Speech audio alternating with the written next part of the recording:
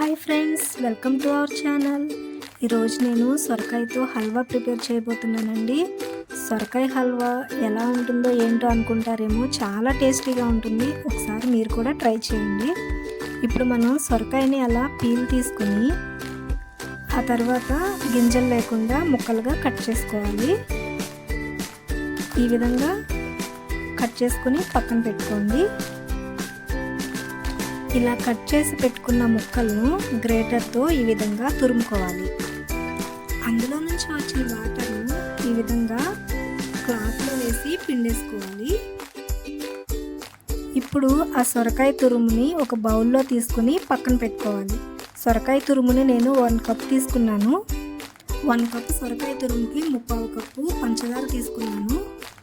అలాగే జీడిపప్పు 1 small cup, కిస్మిస్ 1 స్మాల్ కప్, ఇలాచీ powder 1/2 teaspoon, food colour చిటికెడు, అది మీ ఆప్షనల్ అండి. నెయ్యి 4 టేబుల్ స్పూన్స్.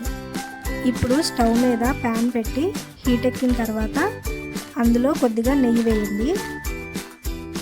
నెయ్యి హీట్ ఎక్కిన తర్వాత జీడిపప్పు వేసి వేయించుకోండి. జీడిపప్పు ఎర్రగా వేగిన తర్వాత ఒక బౌల్లోకి తీసేసుకొని పక్కన పెట్టుకోండి.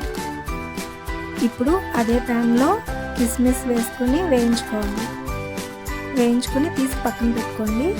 అలాగే మనం సొరకాయ తురుముని తీసుకుని వేసి వేయించుకోవాలి.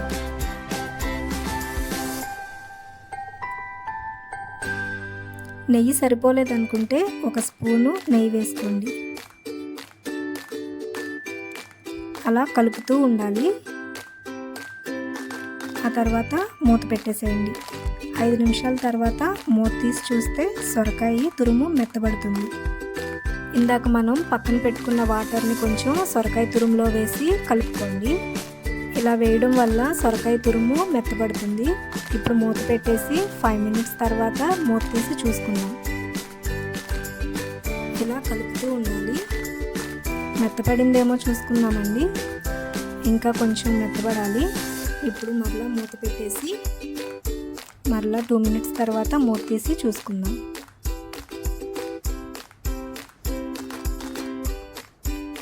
చెక్ చేసుకుందామండి ఒకసారి. ఇప్పుడు ఇందులోకి పంచదారను వేసుకోవాలి.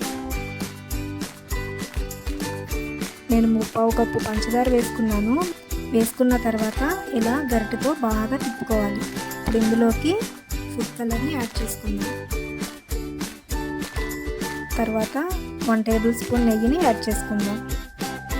ఇప్పుడు ఇందులో ఇలాచీ పౌడర్, జీడిపప్పు, కిస్మిస్ వేసుకుని గరిటెతో బాగా కలుపుకోవాలి. అలా దగ్గరికి పడిన తర్వాత స్టవ్ ఆఫ్ చేసేసుకోండి. అంతేనండి, ఎంతో టేస్టీగా ఉండే సొరకాయ హల్వా రెడీ అయిపోయింది. ఇప్పుడు దీన్ని మనం సర్వింగ్ బౌల్లో తీసుకుని సర్వ్ చేసుకుందాం.